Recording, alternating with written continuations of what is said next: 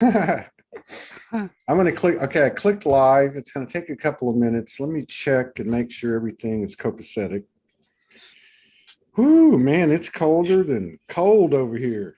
I had the windows for 45 minutes while I was doing that show. I had the windows, two windows open and a little slide open on the door, and it went from about 75 Fahrenheit to, which would be like 25 or 26 for you, down to 60, like just boom, like that. It's freezing. All right. Well, I don't know what ours has been in Fahrenheit, but it's been 39 centigrade for several days. Today, finally, a cool change. So That's pretty warm. Yeah. it's not nice. Now you're in Brisbane, right? Yes. Because Yeah. Morgan's over in Wynnum. She's in Wynnum. You know where Wynnum Okay. is? Yeah. Yeah. Yeah. Yeah, over by the airport. Yeah. Okay, let's see. Is this thing working? Let's see what we got going here. Yeah, there you are.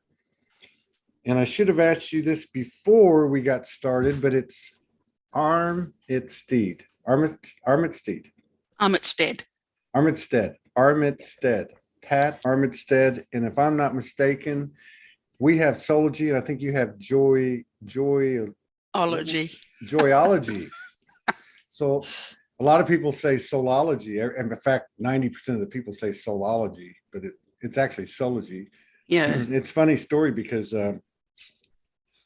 when I was given the name, which was actually on Morgan's birthday, it'd be like three years before I met her, 4 years before I met her. It was Archangel Michael, and I was like, well, because I saw the word and I said Soulology. He kept saying, no, it's Soulogy. So for months I kept saying Soulology, but it's funny. So you're Joyology and we're Yeah. Soulology. Soulogy. And Here I go with the Soulology. we can talk a little about that because when I began this 20 years ago, it was very much a journey to be in the exploration of the source of joy. Wow. And now I'm really getting that. I don't think I'll change the name, but the investigation we're never complete, of course, but it feels like I no longer have to be in the depth of that exploration. Almost like it's well, that's interesting because actually Morgan and I were talking this morning, and we were talking somewhere around the context of what you just said, and she was remarking how one of the sisters in the community who had a certain kind of expression that she's been putting out over the years, a really profound kind of like a light language kind of drawing thing. I don't really, glyphs or whatever you call those things. I'm not really the best light worker I'm not the most conventional, but she was saying how that our sister, in this community, she had put a post out and said she was no longer going to be doing those, that she would be doing something else. So we were just talking in the context, like maybe what you're talking about, which is, it's not necessarily, like you said, you're not necessarily going to change the name, but like kind of like what got us here is changing and rebirthing, I guess, in a way, as we all are, right? Is that what you're getting at? Yeah. Yes. Yeah. Far out. Yeah. Yeah. I just hope my hair has the colors yours does, because it's beautiful. I really like it. My old GP in New Zealand, because I had coloured my hair for ages, and when he saw that I'd let it grow out, he said, "Oh my goodness," he said, "you've got your halo." You got your halo. Is that what mine's going to be? Mine's going to be a halo? Yeah. I thought it was going to be horns, so I should be okay then. So yeah, we tried to do a show 2-3 months ago, and there was a bandwidth issue on your end, but I picked up on your energy right away, just like right now. Like we didn't even say, "Hey, how are you? My name's Todd. Yeah. My name's Pat," which I don't normally do anyway, but it's a little bit different. Like I just picked up, like it was a very familiar kind of cadence, I guess, or banter. And yeah, I I just, I don't know where to start. I mean, you're in, obviously, I tell this, I say this on the show sometimes. It's interesting to me because if I look at the demographics of Soulogy, which is now, officially, I guess, like we started we started the group. It was on 2 days after I was given the name. So I think it was March the 12th of 2012, right? The demographics, gender, parts of the world and such really has kind of changed. But one of the things that's been really interesting is that if you look at the top 10 markets, if I look at the different platforms that Soulogy has and kind of add them all together, it's amazing because you've got 20 million people in Australia, 25 million. 25, yeah. Yeah. And you got Queensland, you got what is it? What's Victoria? Melbourne. Yep. You got Sydney. You got I know I'm missing one. Adelaide, Perth. Yep. And Darwin. Those five are in the top 10. So there's got to be on that band of the coast, how the coast could, yeah. There's got to be, I've always felt like there's got to be a huge, there's got to be a huge reason for that. And then when you see how everything with COVID, kind of like that became like the epicenter with Victoria and Melbourne and even Sydney, like it was almost like, wow, you think that Australia is this really high frequency, everybody's laid back, kind of progressive place. And yet there was all this, all this pressure coming down. I thought, wow, it would make sense to me that that because of the polarity of it, right? That it would, maybe it starts there, and maybe it already has started there, like the shift, the transformation or whatever. But so you've been there, rooted there for quite some time. How long have you said 20 years on Joyology. So you must have had some level of awareness 20 years ago, I would imagine. How long have you been in the game? In this game, since 2000, so just over 20 years. Okay. I was initially a registered nurse. I am Australian, but I lived in New Zealand for 20 years. Okay. So initially a registered nurse, 16 years. Always wanted to be an artist though, but my mother said, get a proper job. And so I ended up nursing, loved it, but burnt out after 16 years. And then I went on a 5-year working holiday around Australia. And on that holiday, I learned to free fall long before I even realized what it really meant to trust spirit. Now this was when was this? 2000? In the late, no, way back, 30 years ago. Okay. So this is like in the early 90s. Yeah. Late 80s. Yeah. Late 80s, early 90s. Yeah. Okay. Right after the harmonic convergence. Yeah. In 87. Yeah. Yeah. So, and when I look back now, because I'm no longer with that partner, but I see the incredible gift. I didn't know at the time, like I didn't have that advanced appreciation, but I learned to just trust. I lived on seafood for a year and I never went fishing. How did that happen?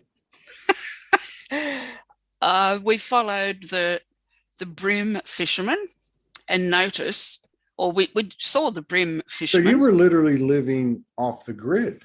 Is absolutely, that yeah, fully independent. So you're just like me. You're just an old hippie. Yeah, in many ways.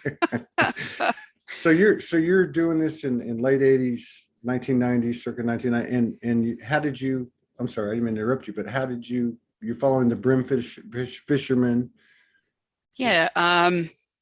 And so I was caretaking a caravan park. That's when we first noticed the brim fishermen, and we're like, oh my God, look at, they come in with all these fish and they throw out anything that's not brim. And it's like, nah, You're not kidding. while we're here. So we just went and had a conversation and we said, we'd like to follow you and we'll take what you don't need.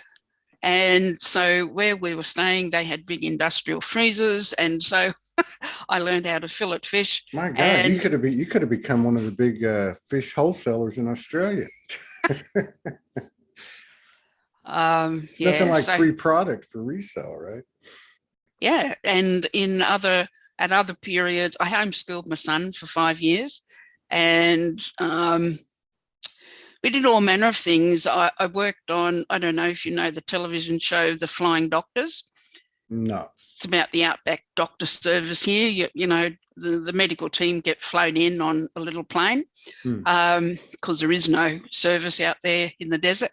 So I worked on the set of that show, doing how did you land that? I mean, you're living off the grid, eating free fish, and all of a sudden you just end up on TV. How did that happen? On one of our drives, we came across a wombat that had been run over and was dead. And we looked in her pouch and there was a young. So we reared this baby wombat until she was, or he was 1 year old.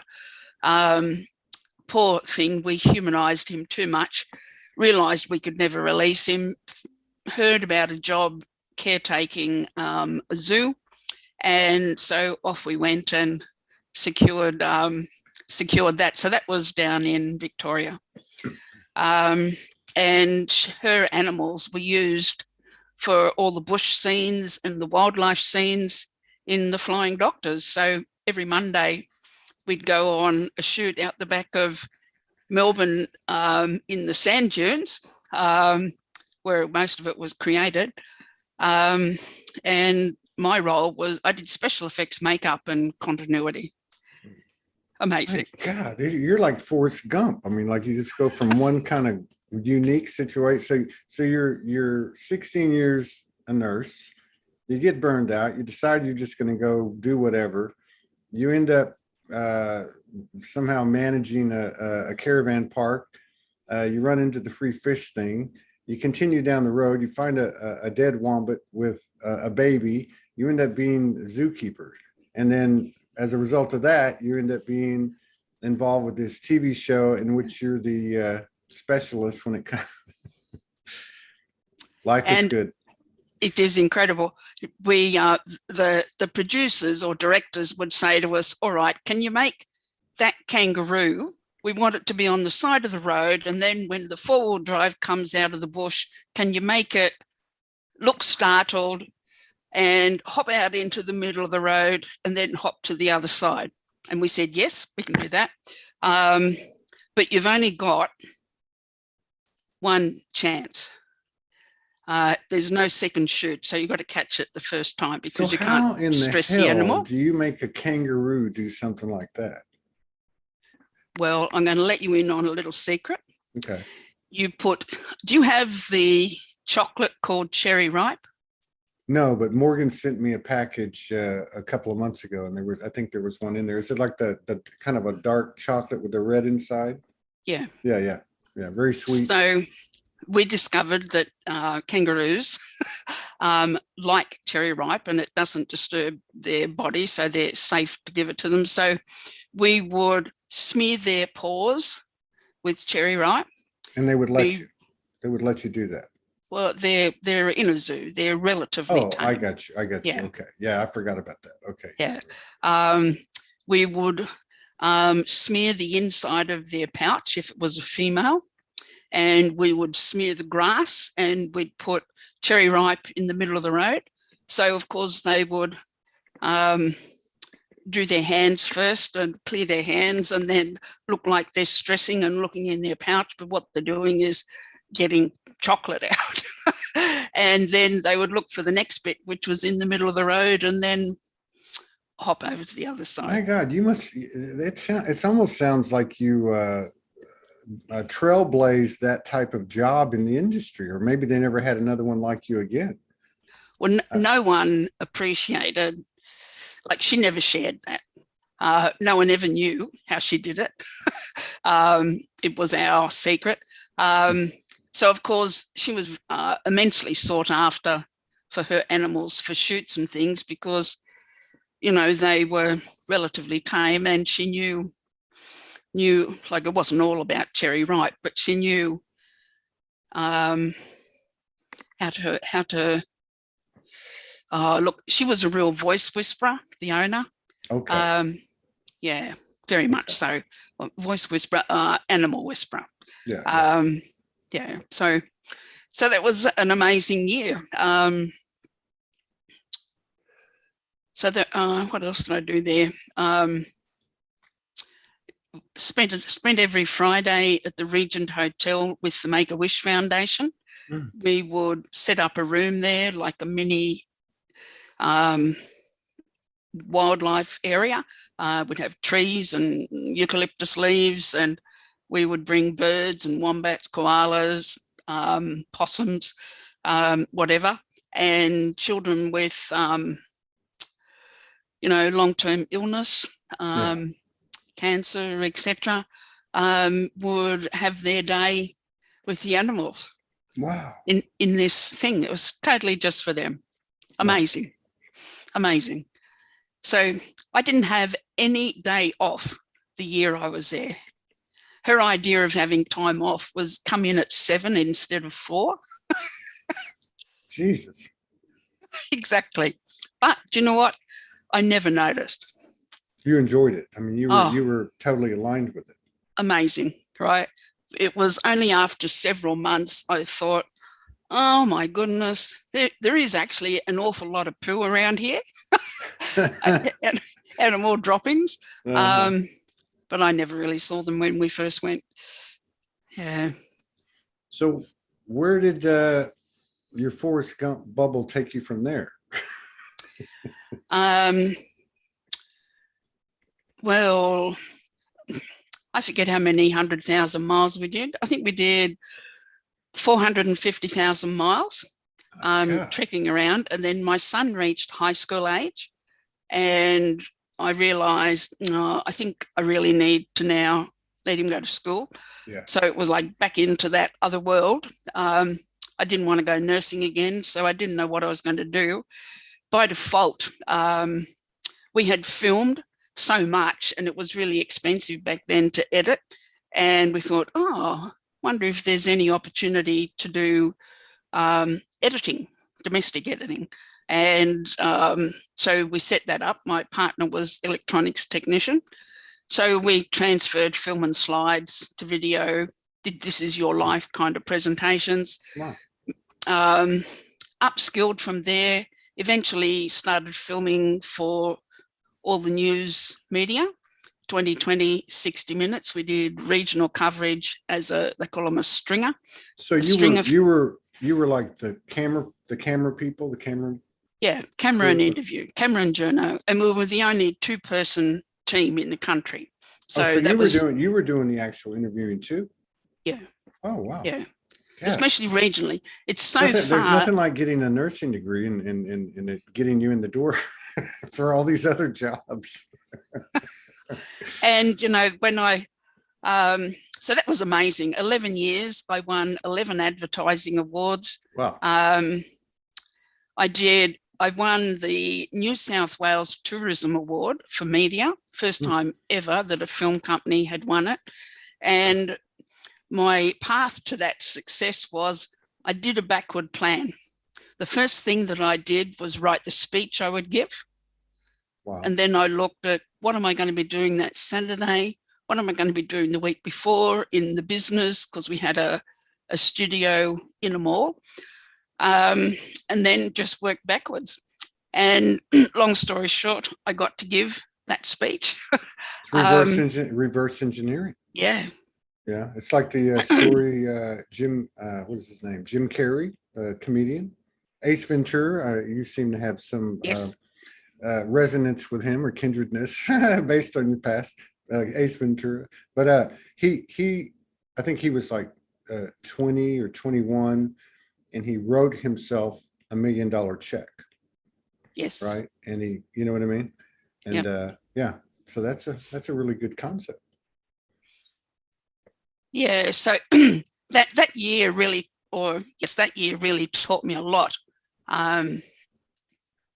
In as much as fine and well to set the intention, but how was I going to hold the space? And so I had begin with the end in mind, which was, right, I'd already written the speech, one thing a day, use your circle of influence. And then I still needed, how am I going to stay in tune in the vibe? And so my question to every piece of business that came in was, how does this link to tourism? And in answering those questions, that ended up being my presentation that I submitted, and we won. Wow. Far out. So if you were, what you said, 11 years, I mean, that would have taken you right to Joyology, wouldn't it? I mean, if you were nine, yeah. I mean, the timeline, is that about right? Yeah.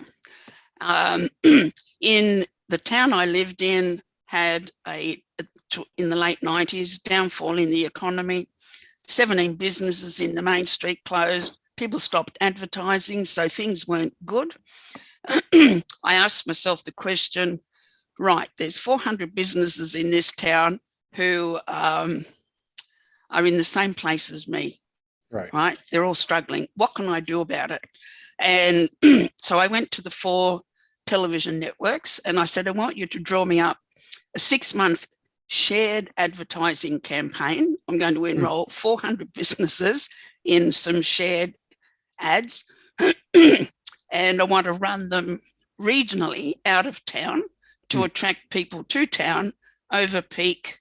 When there are special events, the Bridge to Bridge race, Jacaranda Festival, those things. Right.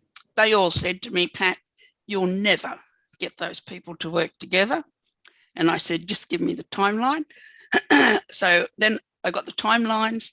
I went to a musician and I said, I want you to write me a jingle. So he did that. And then I took the jingle in a little portable audio thing, tape deck back then, and the project. And I saw every business face to face. Took a couple of months. Yeah. And the first 50 were really hard to sell, but after that, it was a piece of cake. So it wasn't all my money, but I generated over $500,000. Wow. And it just blew my mind that I did it. And when I look back, it was like I had the intuitive thought.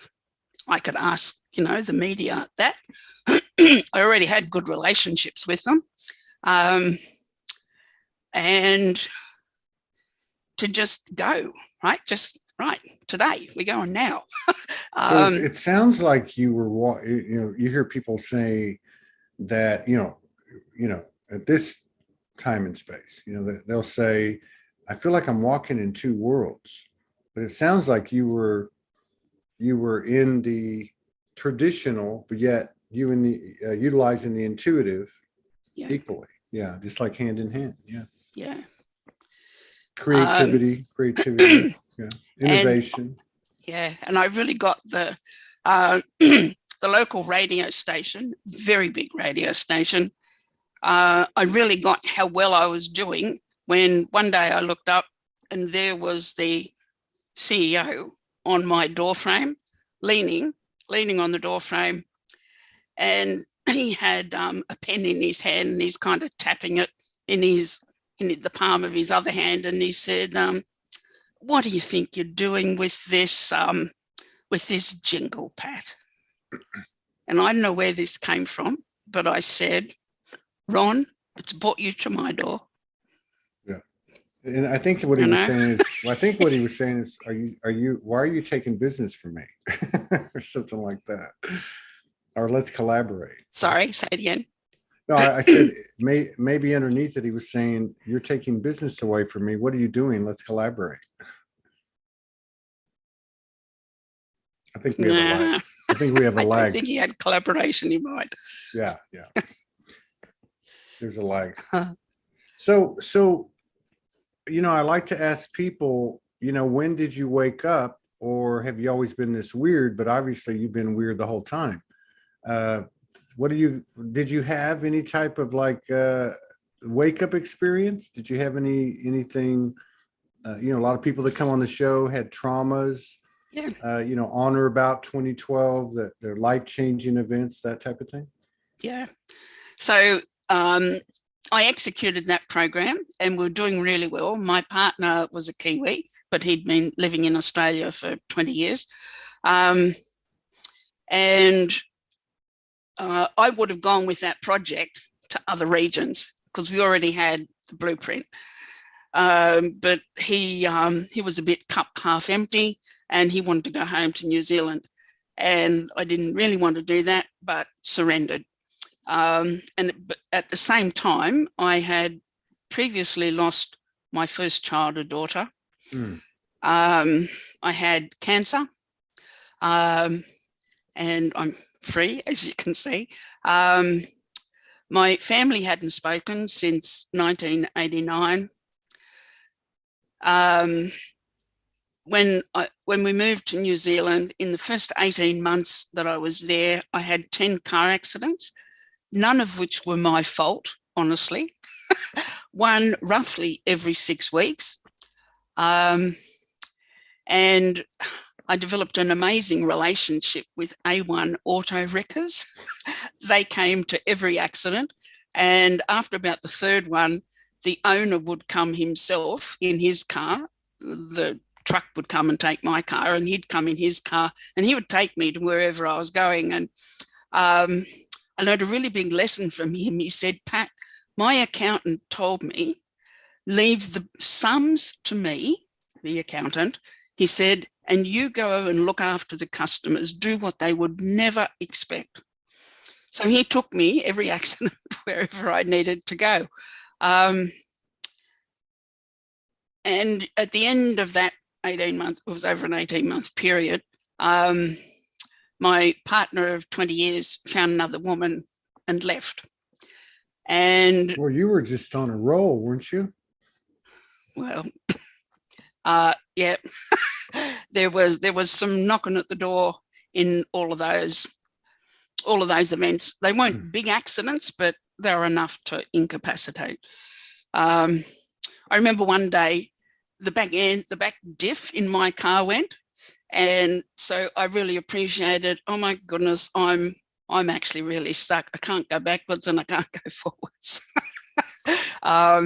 There was that the vehicle telling me.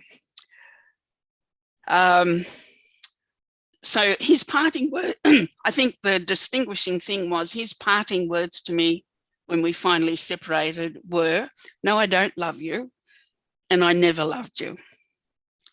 And that was so foreign to me at the time. I thought, if that's true, then everything I've ever known is not true.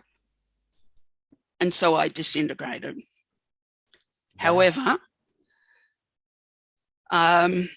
my doctor wanted to medicate me because I was a bit of a mess. And I said, no, I have every reason to be sad. Look at all these events that have happened in the last 3 or 4 years. Help me deal with my grief. And she didn't have an answer other than a drug. And it was my choice not to be medicated and to go to whatever comes up now that led me to this incredible path of paradox and synchronicity, challenge and support, all appearing side by side. And I've journaled this last 20 years and I'm writing a book now. Now this when you went to New Zealand was what, around 2000? 1999. Okay, so it was right around two. Yeah.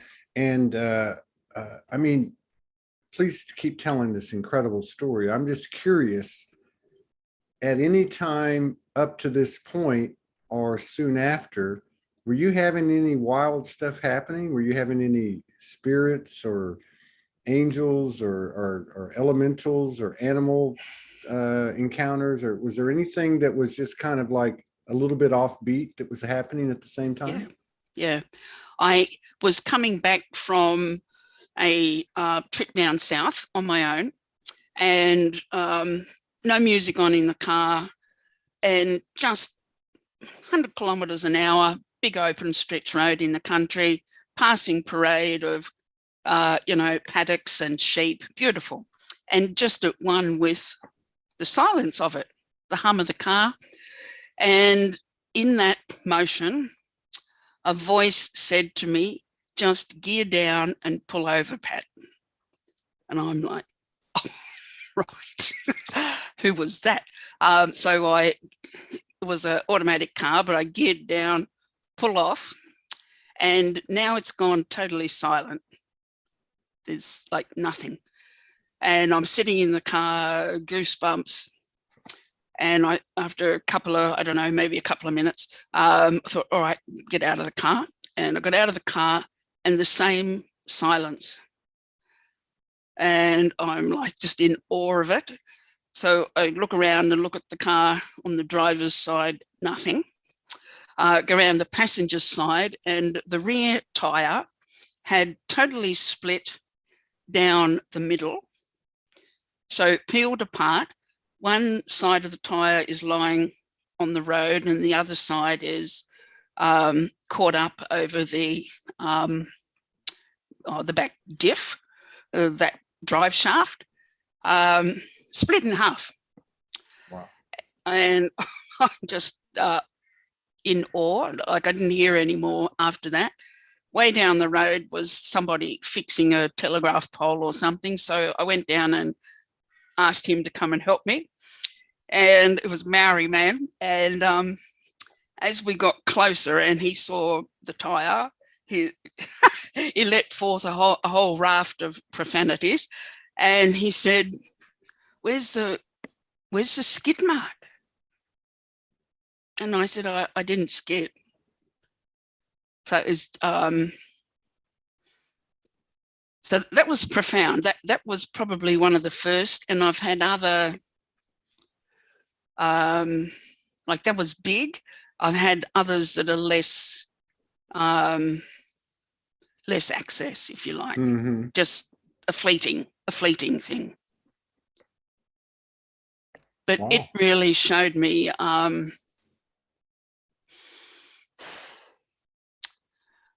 well, I felt I need to be more and more present to my life.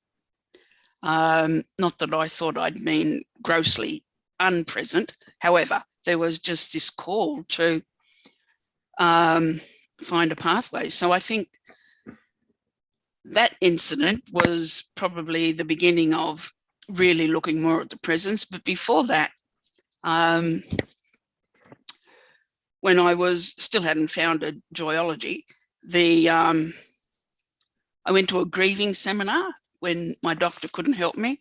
And at that seminar was, there were 400 parents in the room, all who'd lost their children. And there was a doctor there supporting them to create communities once they left the embrace of Starship Hospital, which is Auckland's Children's Hospital. And I went because it was a grieving seminar, but I'd also lost a child.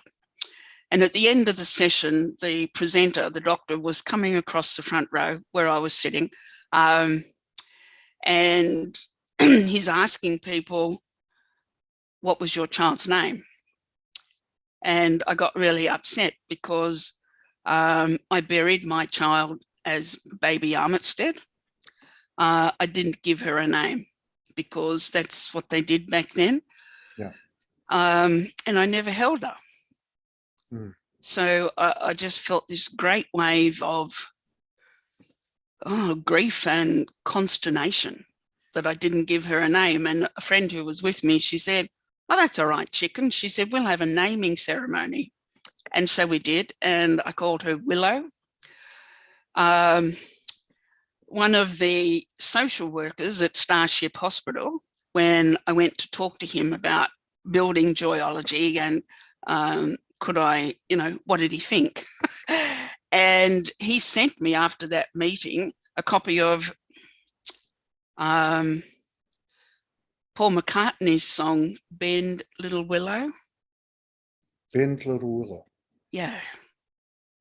Just gobsmacking.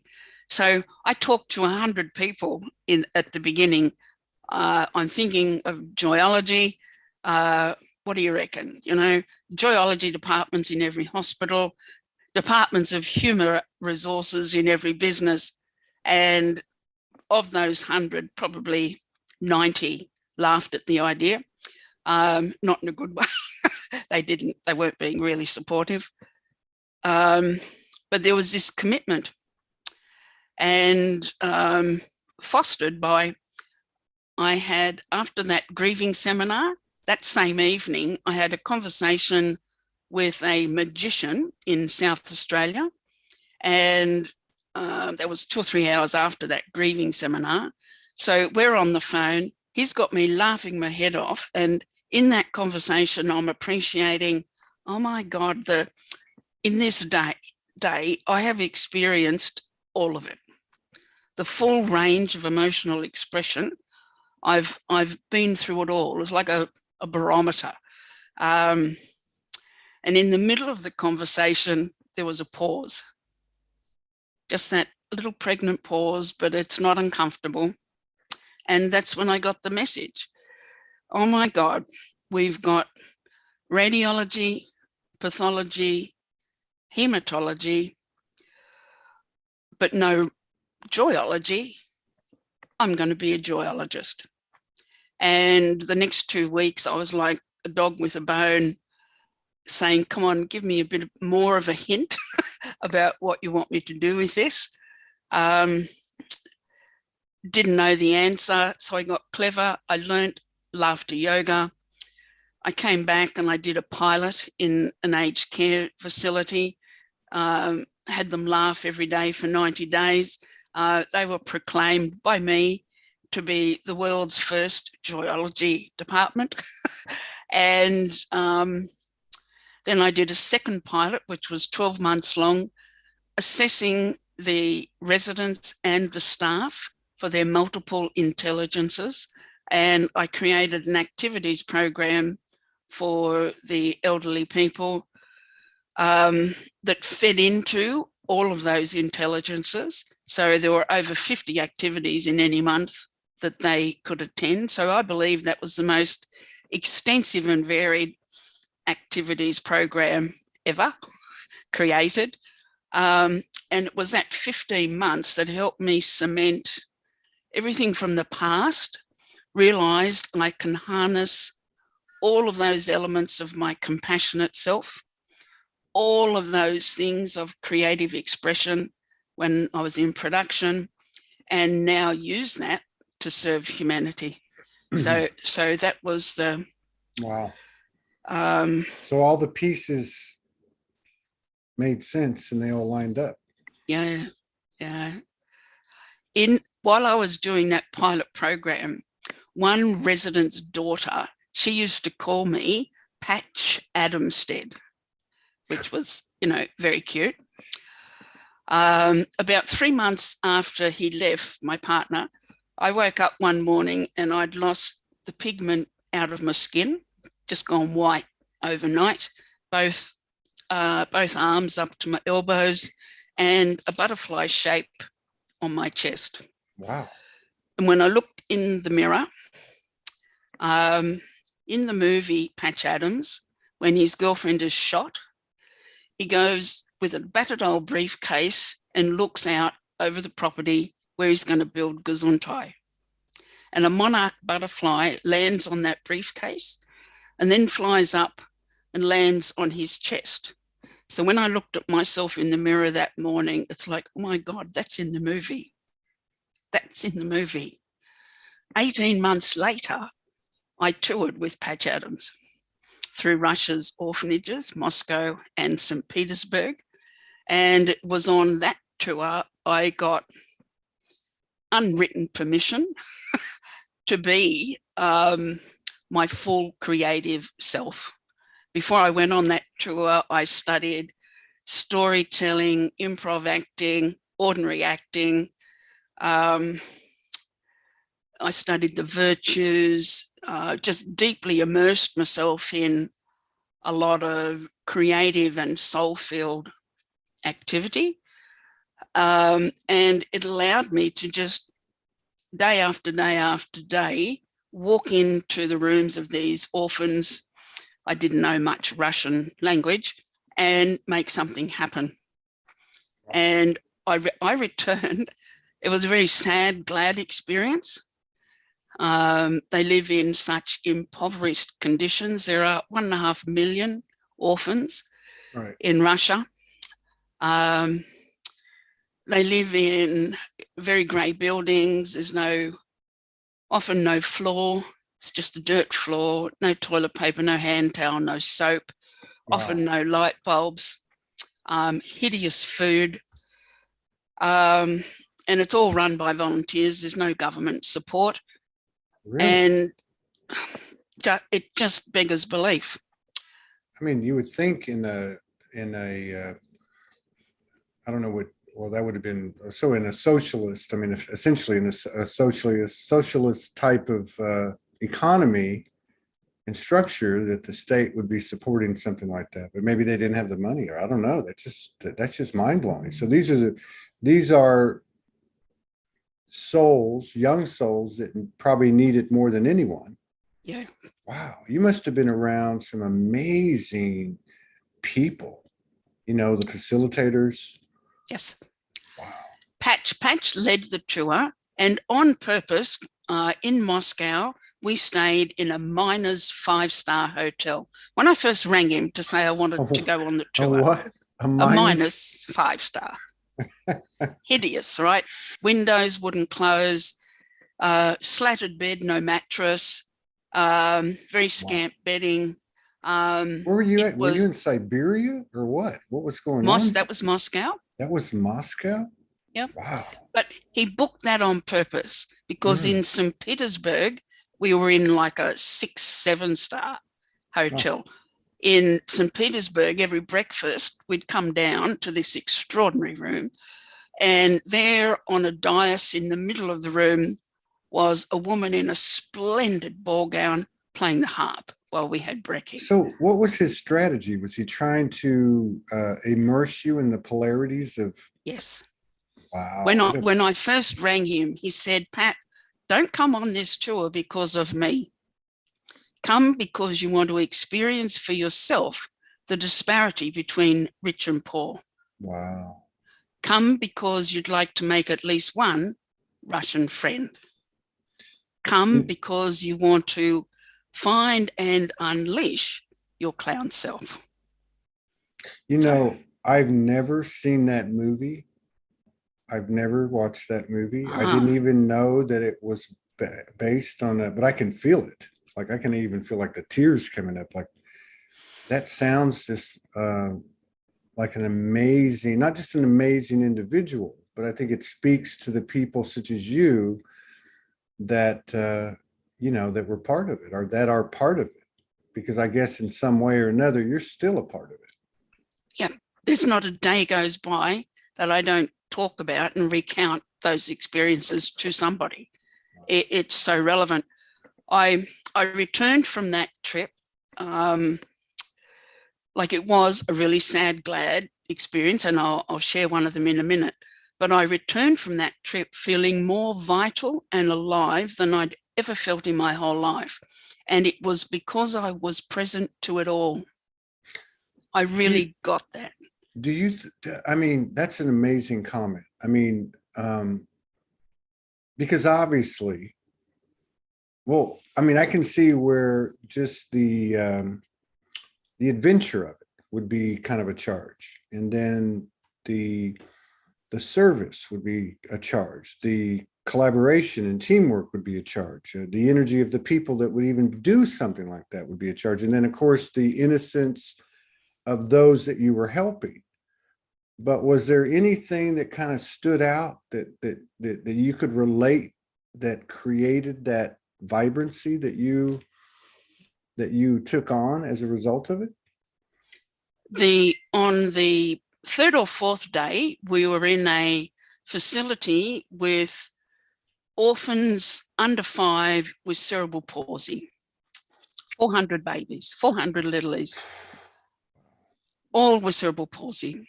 And we had no instructions really. You just walk in and you allow something to happen.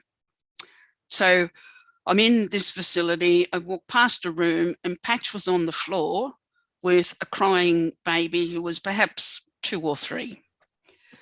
Patch is really tall, he's 6'8". So he's sitting on the floor, legs outstretched, baby in his arms, little head in his hands. And he says to me, Pat, come and commune with me. So I came and sat beside him, and he's nursing this child, little legs up against his chest. And of course, she's all tight and constricted as they are. And his little head in his hands, and he's rocking and he's singing. And it's a medley of songs. It's all the old love songs mixed up from Dean Martin, Matt Monro, that era. And it's just a rubbish song. And he's rocking and singing. And before our very eyes, this little girl started to relax. So when she started to relax, he didn't stop rocking and singing, but tears are starting to fall from his eyes and mine. And still he sang and rocked. And before our eyes, this little girl totally relaxed. Every part of her body was totally relaxed.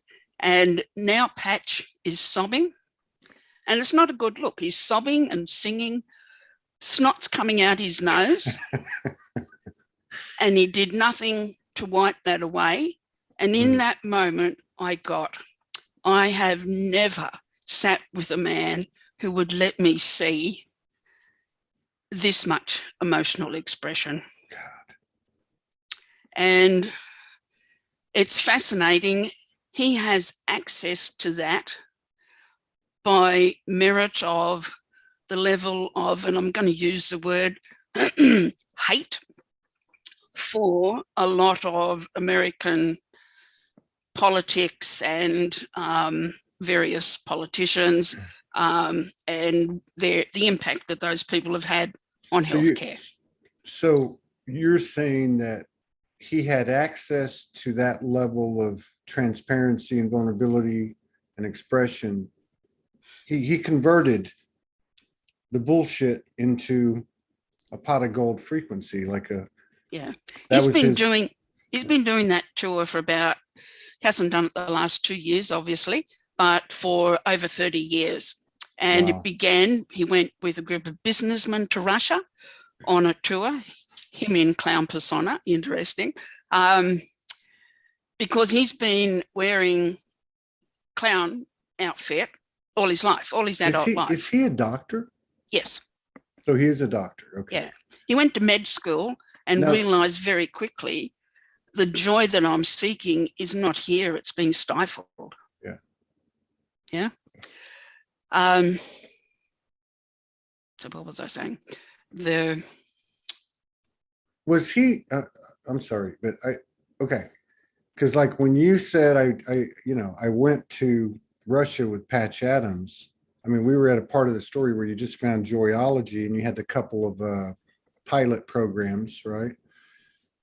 Did he hear about you? I mean, how did you hook up with him? I met a lady in her late 70s who toured with him, and she shared with me the story of an orphan child that had a bilateral hair lip and cleft palate and who would never have surgery.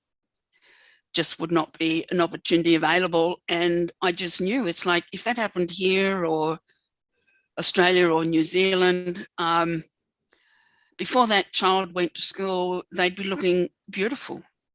You know, there'd be no disfigurement, and there any, mouth impairment, eating, drinking would be dealt to. And after that meeting with her, it's like, right, I got to find Patch. I have to go. I have to go. Like, I was really called. And you know, I really got, when Patch had, every night at the end of the day, we'd gather in the hallway of whatever hotel we're in, and we would debrief on the day. There were 36 of us. And that was a sad, glad time and a very healing process. And it was one evening early, perhaps the second, I don't know, second or third night maybe, where he had shared the, I don't know if I can say the word, but vehemence that drove him. And it shocked me, because I thought, but you're the clown. You're the funny man. You're the, but that was the took me a while to get it. Yeah. I mean, then I sit beside him with that child, and I'm like, oh, of course. So, you know, the depth of, later on the bus one day, he said to me, he said, you know, Pat, if I ever doubt what I'm doing, he said, I've got a room at home that is floor to ceiling, walls, everything covered with children from these orphanages. And if I, you know, doubt what I'm up to, he said, I just go in there until I get it again. He's an extraordinarily driven man. He's never slept more than 4 hours a night all his life. And this is just like a monumental task if you just consider just the financial requirement to take 36 people, or to, you know, to a it was an expensive tour. I had to pay 10 grand plus airfares and travel, etc. So the people that are on the team are actually footing the bill to some degree as well. Yeah. Wow. And we pay for Russian people to join us on the tour, so that they get to be doing something after we've gone. It's one of the most amazing stories I've ever heard in my life. It really is. It's it's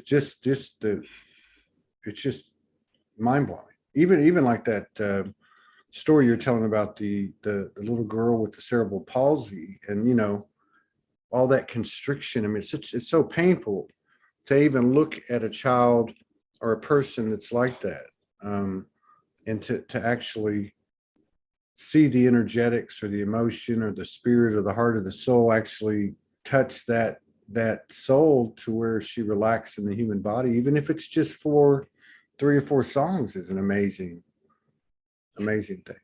He's a saint. Yes. And every one of you that worked with him is too. You know, what's funny is when I saw you, because I didn't remember this last time. You know, you came on and we couldn't get it worked out. Yeah. I saw, it must have been, I don't know, 20 years ago, 15 years ago. I saw an interview with the lady that played Glinda, the Good Witch of the North in The Wizard of Oz, which I think was like 1940 or something, right? But so obviously she was probably, I don't know, 25 or something when that happened. But I saw an interview with her, and it struck me because she was very articulate, but you look exactly like her. Must have been, you know, 65 or 70 in this interview. And as soon as you came on, I looked at, you know, like, gosh, she looks just like Glinda, the Good Witch of the North, in that interview that took place like 40 years or whatever after The Wizard of Oz. So there you go with the, you know, like that synchronicity or validation or whatever you want to call it. When I came home, Todd, back to New Zealand, I had dinner with friends, perhaps a week or so later. And as I walked in the back door, 2 friends were in the kitchen having a conversation, and one was saying to the other, oh, well, she needn't think she can bring, you know, her new boyfriend to my birthday. You know, he just doesn't fit in. He hasn't got any legs. And I'm like, did I just hear that? And I could have turned around and left. I was so shocked. And something bid me stay. You're not going anywhere, Pat.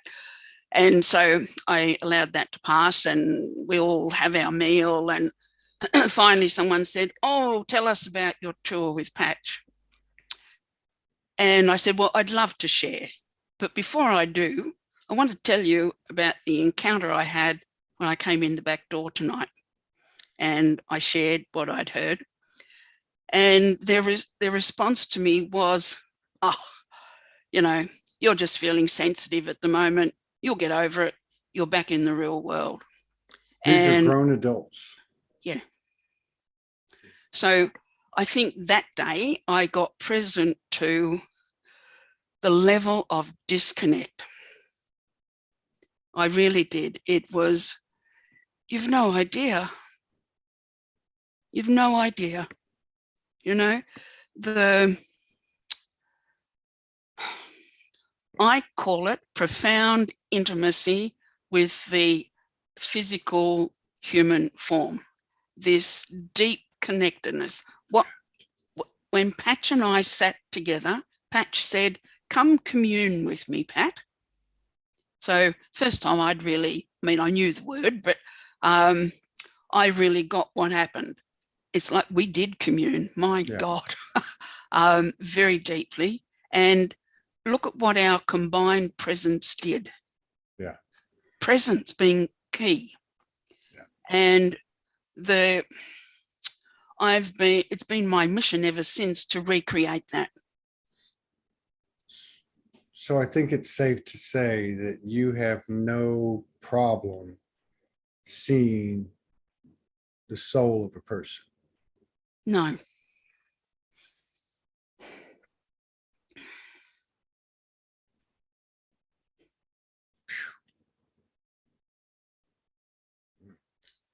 And, I want to share with you, there's been a part of me, my clown persona was called Doubting Thomas. And I have a puppet, and that puppet allowed me to communicate with many of those children. He was like the vessel. When there was no language, the puppet was the vessel. And I came from, so Doubting Thomas is like my alter ego, my default setting. And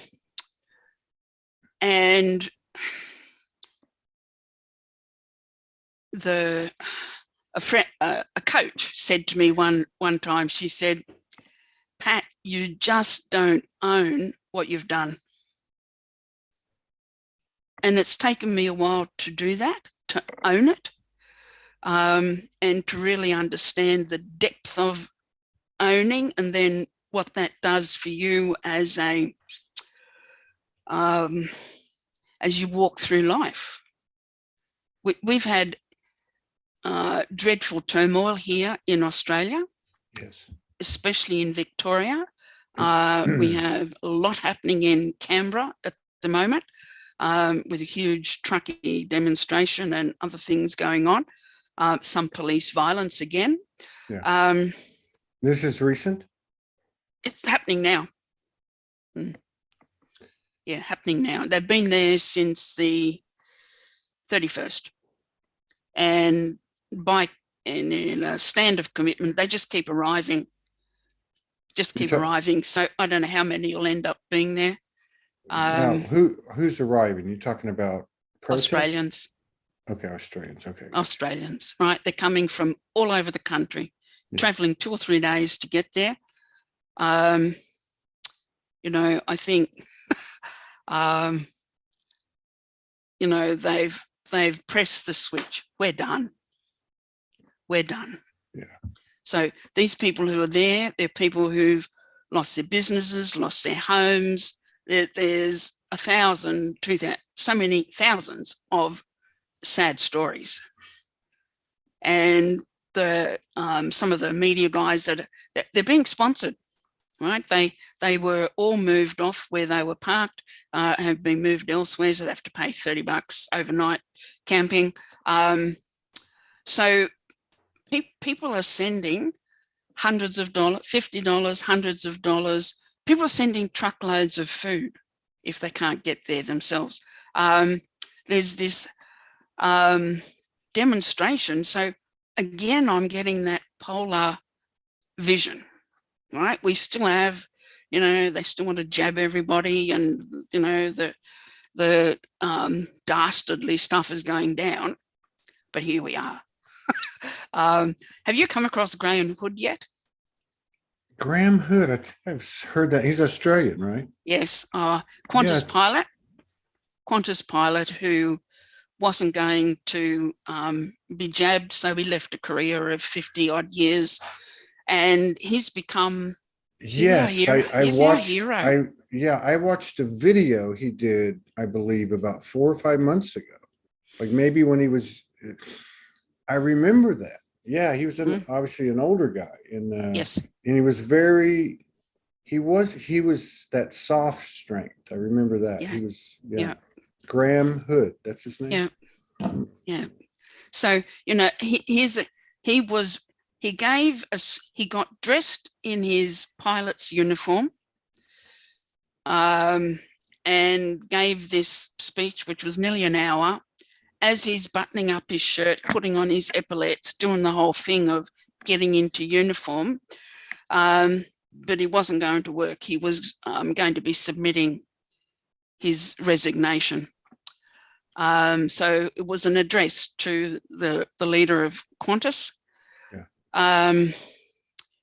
And look, it just went global in 24 hours. It was just.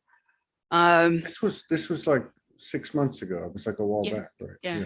I remember that. Yeah. So now we have Hoodie's helpers here in Australia and New Zealand. So, right, there are little clumps of people who've all come together, formed, and we're doing our thing here in community locally.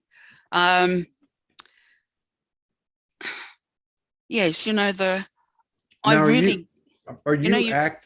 sorry. There's a lag. I'm sorry. It comes and goes. Yeah. Keep going. Yeah. I really get you were talking earlier about, the different states and something being there. And yes, I think it is,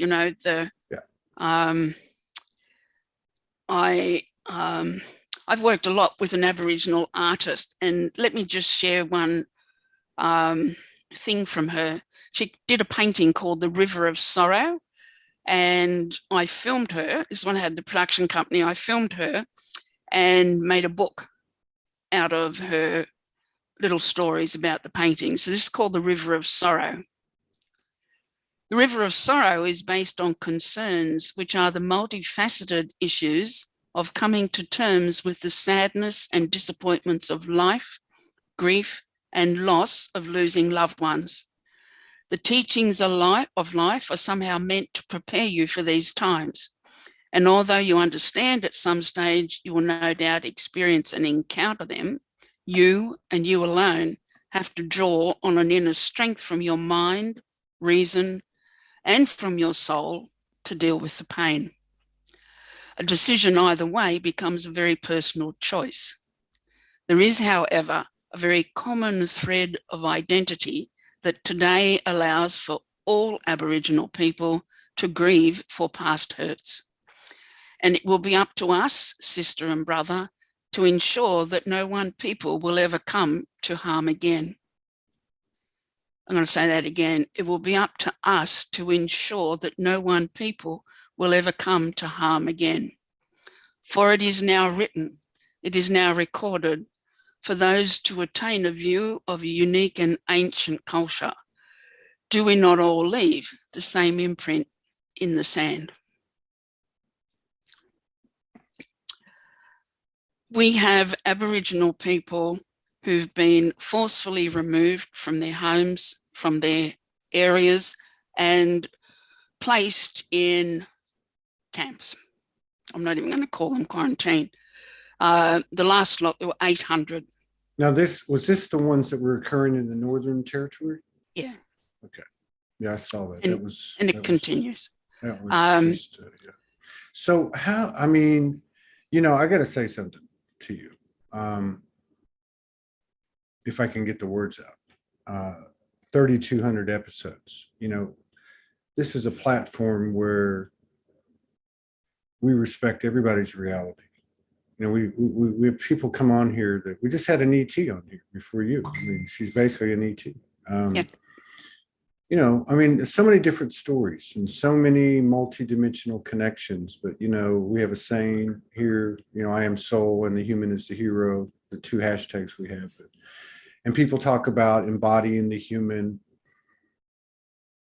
But I'm listening to you and, you know, obviously, you know, picking up on the energy and, you know, whatever psychic gifts I have, I mean, that occur on these shows, and I'm able to see things, as we all have our own gifts, but there's, you know,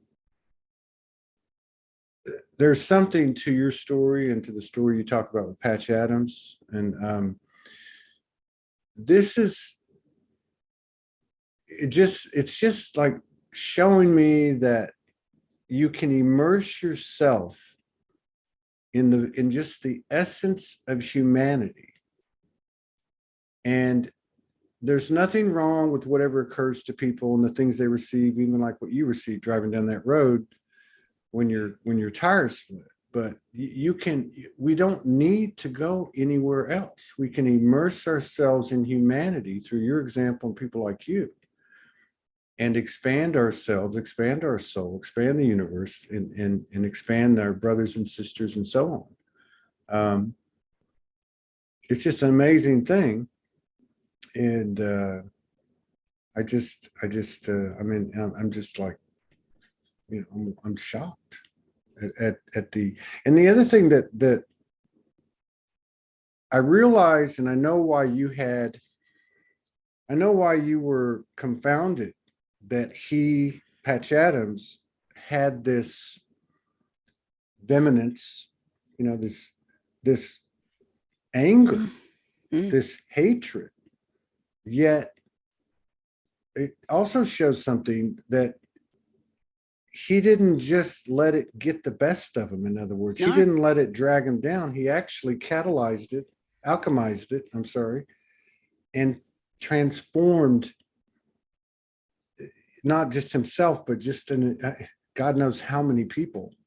And then I look at you, and I know that as much as you know, you've experienced and that you're doing now, and the way things are going now, that you're doing this. I mean, your heart is like, just, you know, this massive force that doesn't have a prejudice or a bias, regardless of who's causing it and who's the perpetrator and who's the victim.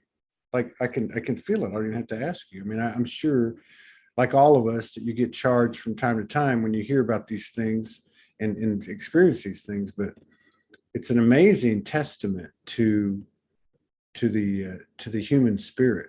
And I just, you know, I'm just kind of blown away. It's fascinating, and it's an honor to share space with you. Thank you. Thank you for that. That's lovely. I remember when, as I came out of that turmoil at the turn of the century, I started to think of myself, or I would say, you know, I can help you across the bridge. And I really see now, or feel now, I am the bridge. I am firmly planted either side. And yet I have this comprehensive awareness and I don't know if awareness and acceptance, I'll use that.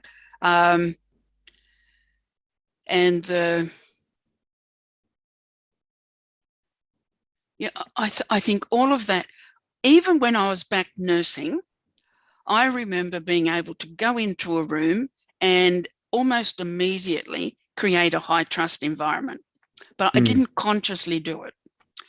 I also was my impish self, got me into a lot of trouble. I had a lot of meetings with matron over impish mischief I got up to on the ward. But a landmark back from that time, the first man I ever bed bathed was a man by the name of Bob Hall.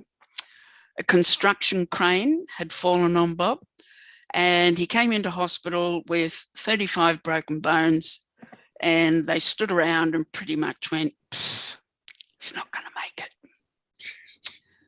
4 hours passed and he was still alive. And so they dared to take him to the operating theatre, thinking he'll probably die on the table. So Bob didn't die on the table, and they were trolling him back to recovery. And the conversation then was, well, poor beggar, he'll probably be a vegetable. So Bob woke up in recovery and revealed indeed he wasn't a vegetable. And at that point they said, well, he'll never walk again. Bob Hall was in hospital the whole 3 years of my general nurse training.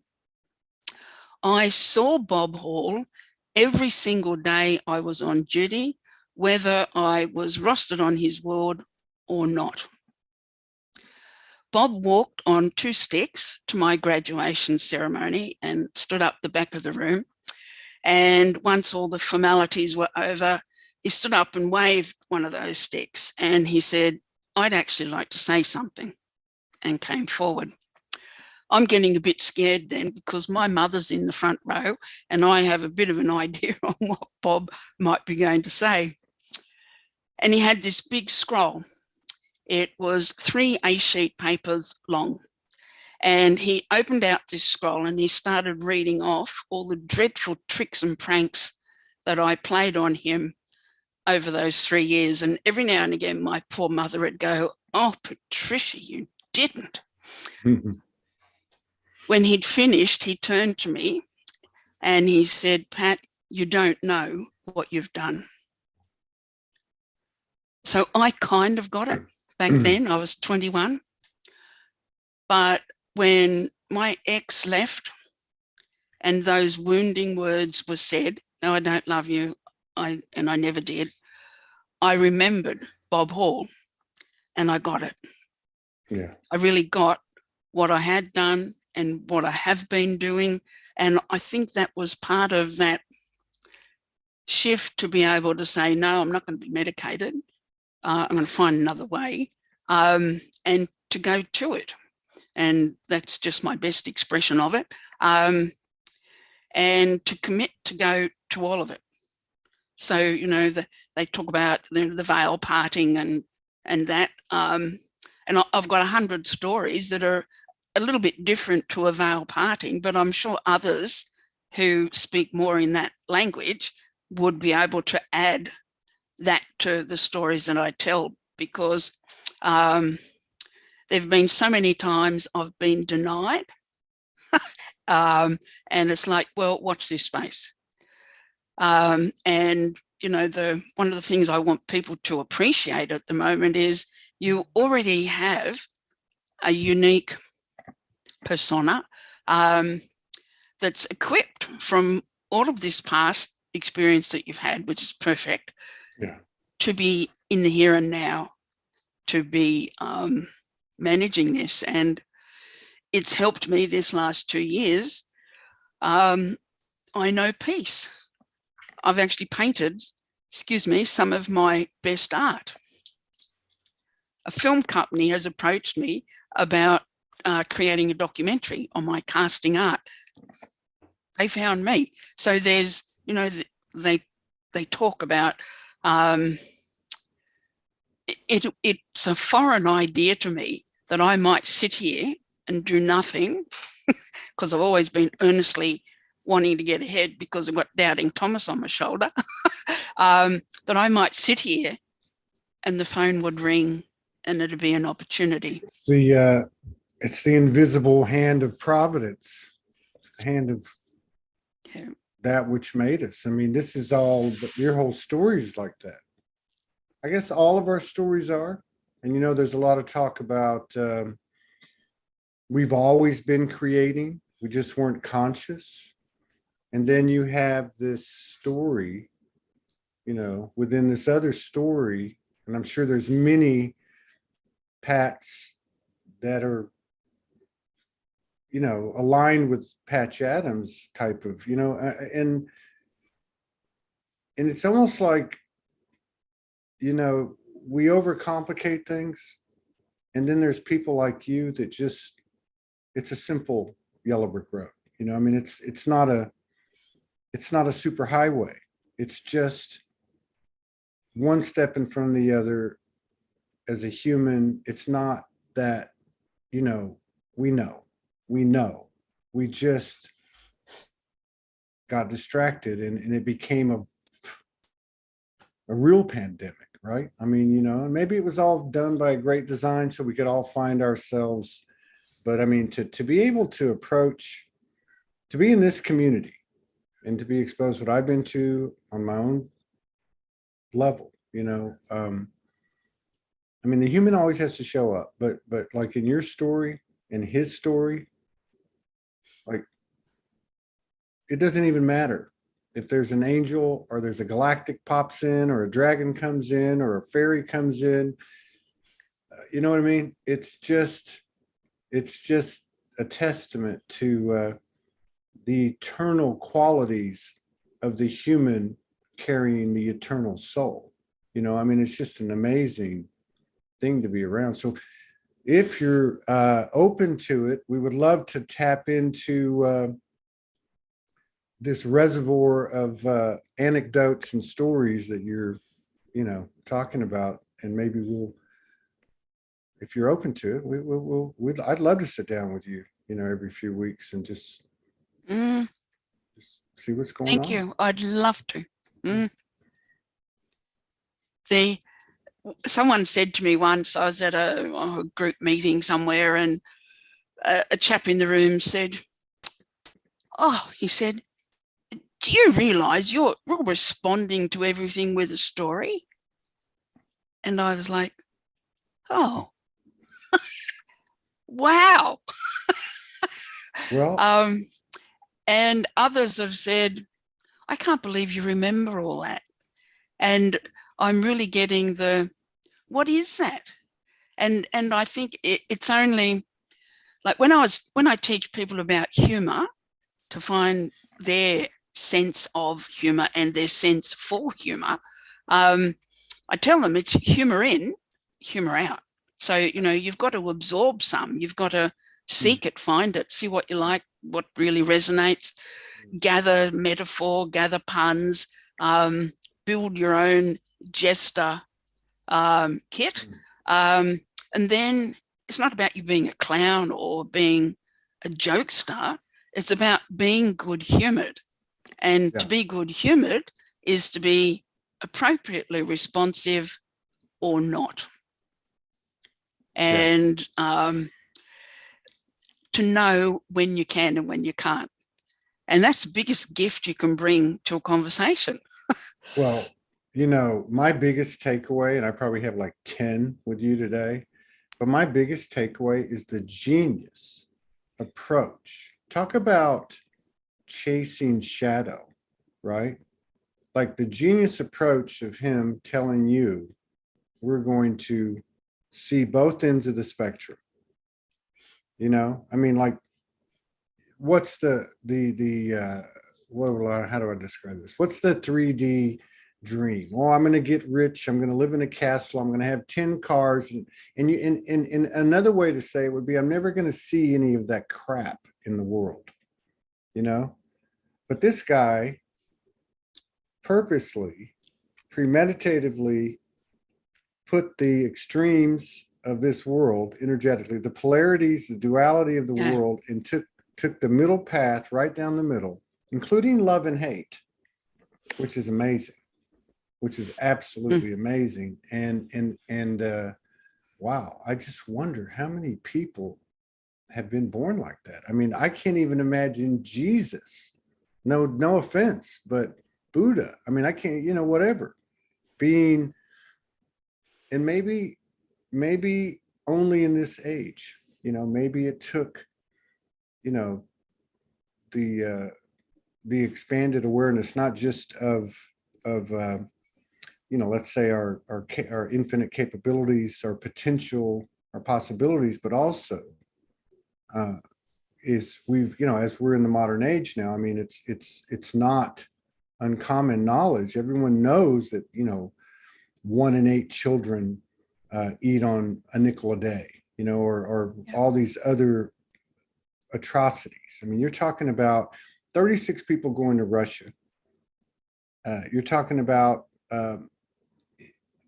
just how do you do that? And then how do you get this call from somebody out of the blue saying we're interested in your art? You might be, you know what I mean? I mean, it's the same thing.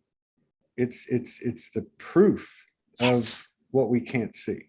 Right. And, I really it's like when I was doing that pilot in the rest home, which was very soon after all the losses, there's I got into bed with, realizing our time's probably closing. I had always threatened this one elderly lady, I'm going to get into bed with you one day. So I arrived in my little Miss Naughty pajamas, wool wig, freckles, teddy bear, slippers and dressing gown, and said, move over. And I'd already pre-orchestrated a range of things. And I said, so what do you want for breakfast today? And she said, oh, well, we have porridge. And I said, not today. I said, and I rang the bell and ordered bacon and eggs for 2. So that duly arrives because I've arranged it. And we enjoyed that, and that was taken away. And I said, now, I understand you like mochaccino. Oh, we never get that here. I said, we do today, and rang the bell again, and we get the mochaccino. So that went on from about 7 a.m. to 10 a.m. Now, the staff knew me. The staff had no idea why I was in bed with Goldie. And by 10 o'clock, they'd had enough of answering the bell and patting her demands for. And the next nurse who came to the door, she said, oh, it's all right for you, Pat. We've actually got work to do. So I got out of bed. I didn't say anything. I got out of bed, put my little dressy gown on, slipped my feet into my slippers, went out into the corridor, lay down on the floor and chucked a tantrum like any self-respecting 3-year-old can, until they agreed they would do as I asked.